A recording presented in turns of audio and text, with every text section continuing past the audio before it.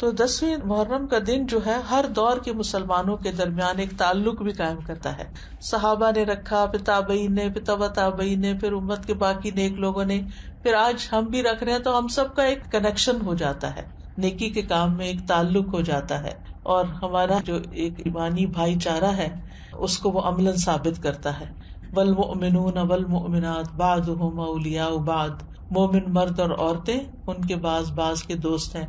اور یہ دوستی صرف اپنے زمانے کے لوگوں کے لیے نہیں بلکہ پیچھے سے چلی آ رہی.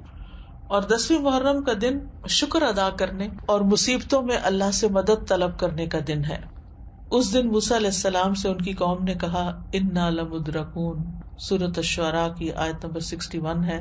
تو موسیٰ علیہ السلام نے جواب دیا کلا ان معی ربی سیہدین، ہرگز نہیں، بے شک میرے ساتھ میرا رب ہے، وہ مجھے ضرور راستہ بتائے گا، وہ میری مدد کرے گا.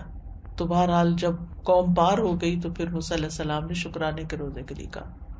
جاہلیت میں لوگ اس دن کی تعظیم کرتے تھے اور اس دن کعبے کا غلاف پہناتے تھے، یعنی یہ دن انہوں نے کعبے پر غلاف پہنانے کے لیے خاص کیا ہوا تھا.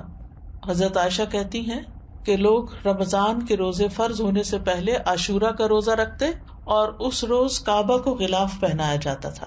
تو بہرحال 10ویں محرم کا روزہ تعظیمی اور شکرانے کا روزہ ہے، اور یہ ایک یاد دہانی ہے کہ کس طرح اللہ تعالیٰ نے موسیٰ علیہ السلام کو نجات دی اور ان کے دشمنوں کو ہلاک کیا. اور یہ اس بات کی بھی یاد دہانی ہے کہ اللہ تعالیٰ کس طرح مومنوں کی مدد کرتا ہے اور مومنوں کے دشمنوں کو غارت کر دیتا ہے. اس مہینے میں کچھ بدعات وغیرہ بھی رائج ہیں، اور کچھ لوگوں نے اس مہینے کو حضرت حسین رضی اللہ تعالیٰ عنہ کے ساتھ خاص کر دیا ان کی شہادت کے واقعے سے. ان کی شہادت تو بعد میں ہوئی، اور یہ جتنی باتیں میں نے آپ کو بتائی ہیں یہ ان سے پہلے کی ہی ہمارے دین میں موجود ہیں. تو ہمیں یہ دیکھنا چاہیے کہ شہادت جو ہے وہ حضرت عمر کی بھی ہوئی ہے، حضرت عثمان کی بھی ہوئی ہے، حضرت علی کی بھی ہوئی ہے، حضرت حسین رضی اللہ عنہ کی بھی ہوئی ہے، ان کے گھر والوں کی بھی ہوئی ہے، اور بھی امت میں بہت سے لوگوں کی ہوئی. جنگ بدر میں کچھ لوگ شہید ہوئے، جنگ احد میں بہت سے لوگ شہید ہوئے. تو شہادت تو ایک بہت اعلیٰ درجے کا مقام ہے، اور جو اللہ تعالیٰ کے پاس شہید ہو کر پہنچتے ہیں یستبشرون بنعمت من اللہ، وہ اللہ کی نعمتیں جو ان کو وہاں ملتی ہیں ان پر خوش ہوتے ہیں.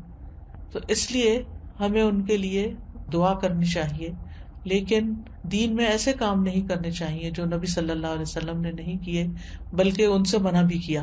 آپ صلی اللہ علیہ وسلم نے فرمایا وہ شخص ہم میں سے نہیں جو اپنے رخسار پیٹے، کپڑے پھاڑے اور جاہلیت کی باتوں کی طرح باتیں کرے.